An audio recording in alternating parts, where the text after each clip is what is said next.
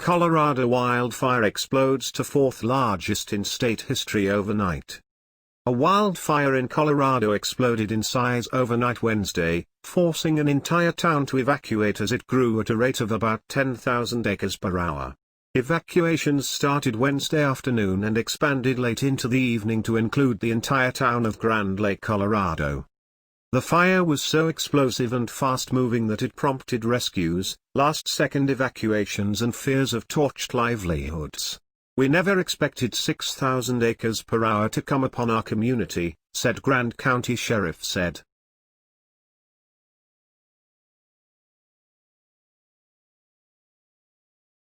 All areas west of Highway 34.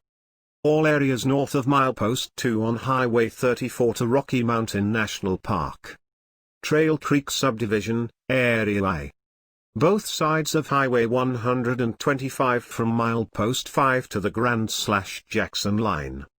Sheriff Creek, Kinney Creek area are currently under mandatory evacuation orders. An evacuation center was set up at the inn at Silver Creek in Granby. Anyone forced to evacuate was asked to register using East Troublesome Fire Evacuees registration form to assist with the re-entry process, the GCSO said. Both US 34 between Meadow Road and Golf Course Road and US 40 between Nevada Street and US 34 are closed in the area due to fire activity.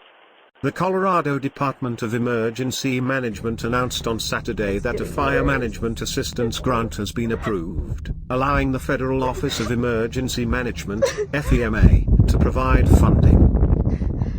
I'm sorry.